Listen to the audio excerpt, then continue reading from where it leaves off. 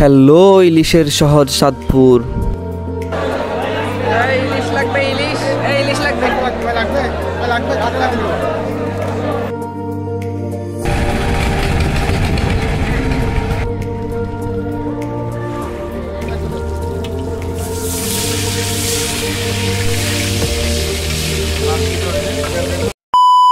Hello everyone, আসসালামু আলাইকুম। This is me Hasan and welcome back to a new blog.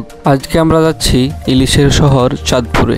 Maijdee থেকে CNG যোগে আমরা চলে আসি চৌমোহনী চৌরাস্তা। এখন আমরা আনন্দ বাসে করে সোজা চলে যাব চাঁদপুর। এই সফরে আমার সাথে থাকতেছেন মেহরাজ ভাই। বাসে উঠে গেলাম চাঁদপুরের উদ্দেশ্যে। লক্ষ্মীপুর এবং চাঁদপুরের গ্রামীণ পরিবেশ দেখতে দেখতে আমরা চলে আসি চাঁদপুর শহরে।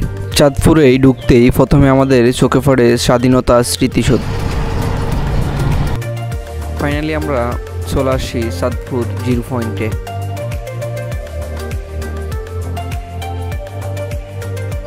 জিরো পয়েন্টের পাশেই সুন্দর একটা মসজিদ রয়েছে।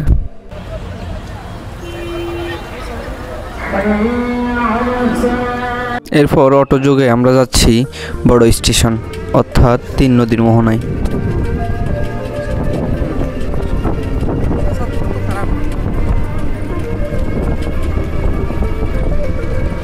অ্যান্ড আমরা চলে আসি 3 নদীর মোহনায়।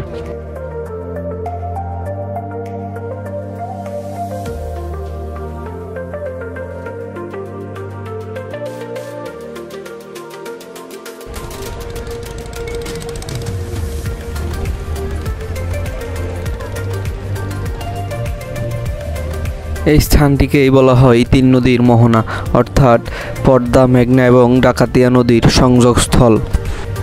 এ হচ্ছে 1 নদী, 2 নদী, 3 নদী। এখানকার উপরের অংশের জায়গাটিও অসম্ভব সুন্দর ও অসাধারণ প্রাকৃতিক পরিবেশ।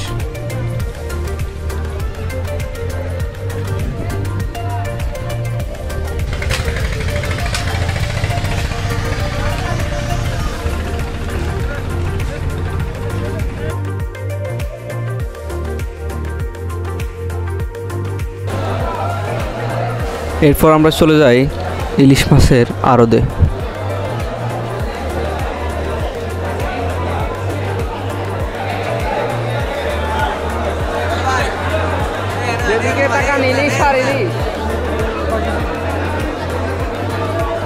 জীবনে প্রথম দেখলাম ইলিশ মাছের স্তূপ।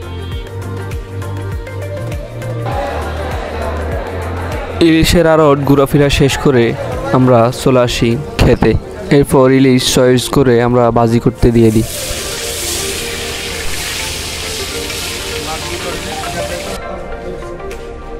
ভাত চলে এসেছে।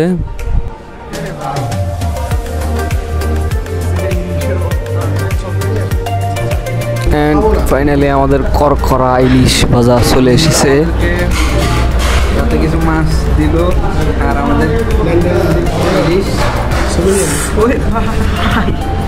খাওয়া দাওয়া শেষ করে কিছুক্ষণ রেস্ট নিয়ে আমরা চলে এসেছি চাঁদপুর লঞ্চ ঘাটে।